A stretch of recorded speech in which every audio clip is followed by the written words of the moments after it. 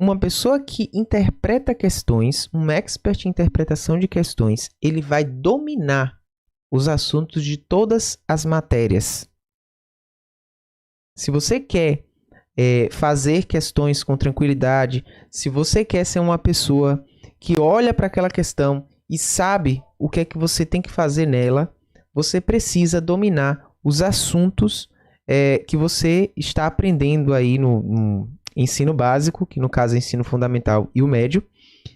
E quando você for fazer uma prova, você vai ter muito mais facilidade para você fazer aquilo. É claro, isso aqui é óbvio que eu estou falando para vocês, que para fazer uma prova você precisa dominar o assunto, mas esse dominar não é no sentido de você decorar, de você aprender apenas para resolver aquelas questões em específico, aquele tipo de prova em específico.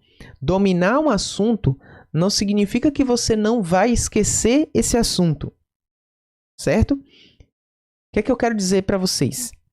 Eu quero que vocês aprendam um assunto de tal forma que quando vocês chegarem em outros momentos que você for fazer provas ou questões assim avulsas enquanto você está estudando, você possa relembrar daquela questão ou relembrar daquele assunto de forma mais rápida. Então, se você for fazer uma questão de orações, por exemplo, você precisa, de alguma forma, lembrar que aquilo está relacionado com verbos. E aí é o segundo ponto daquilo que é o caminho de um interpretador de questões, que é o quê? Você conseguir relacionar o assunto que você está estudando com a questão que você está fazendo.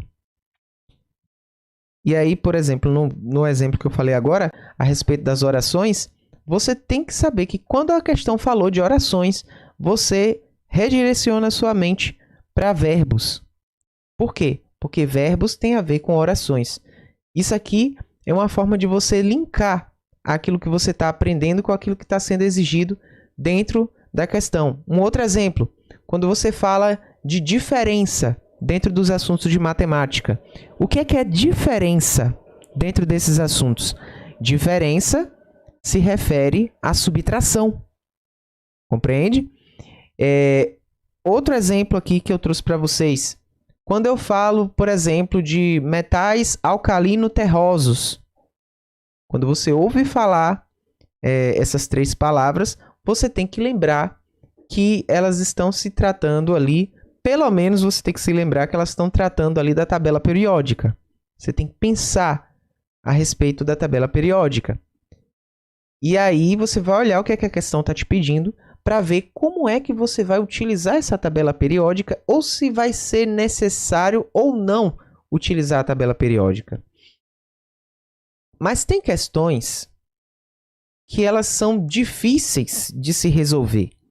E eu não sei se foi no Instagram ou se foi aqui no YouTube mesmo, um amigo meu comentou o seguinte, ele comentou que uma das questões mais difíceis para ele são as questões de raciocínio lógico. E questões de raciocínio lógico, elas vão te exigir uma coisa a mais.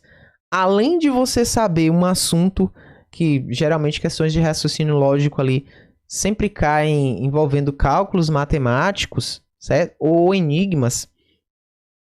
Além de você saber a respeito do cálculo matemático, você tem que saber qual é a forma que você vai, o caminho que você vai percorrer até você chegar naquele cálculo que é necessário para resolver aquela questão. Então, não é simplesmente você calcular, não é simplesmente você resolver, é você saber esse caminho. E como é que faz para você saber esse caminho? Muitas vezes você não vai conseguir percorrer esse caminho sozinho. Você vai bater a cabeça na parede, vai pensar e não vai conseguir. E aí o que é que você faz? Você vai buscar estratégias de resolução de questão. Para resolver raciocínio lógico, existem estratégias para você conseguir. Compreende? Agora, para que servem essas estratégias? Essas estratégias têm um objetivo simples de quê? De reduzir o seu tempo de resolução desse tipo de questão. Esse é o tipo de questão que eu, Almerian, eu acabo me demorando muito, demanda muito do meu tempo. Eu não consigo, eu já falei para vocês no podcast anterior aí, eu não consigo passar de uma questão sem resolver ela. Isso é um problema meu. É por isso mesmo que eu resolvi aprender várias e várias estratégias de resolução de questão para que eu possa avançar resolvendo aquela questão sem precisar pular para outras. Porque eu tenho certeza absoluta de que se eu pular para uma outra questão, eu vou acabar esquecendo de resolver aquela ou vou precisar resolver aquela em cima da hora. Então, eu prefiro continuar nela até eu conseguir responder. E a segunda coisa que eu gostaria de falar para vocês é que essa pessoa, a partir dessa estratégia de resolução dessa questão, ela vai conseguir resolver outra questão do mesmo naipe, ou seja, do mesmo tipo de resolução.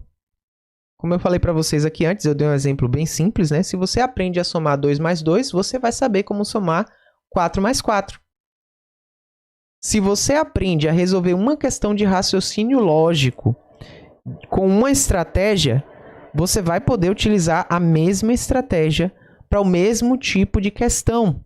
Quando você se vê na mesma situação, mesmo tipo de questão, só que com algumas palavrinhas diferentes, é claro, porque sempre essas questões vêm com algumas palavrinhas diferentes, você vai conseguir resolver através daquela estratégia. Então, estratégias de resolução de questão são extremamente importantes para você que tem dificuldade para responder determinados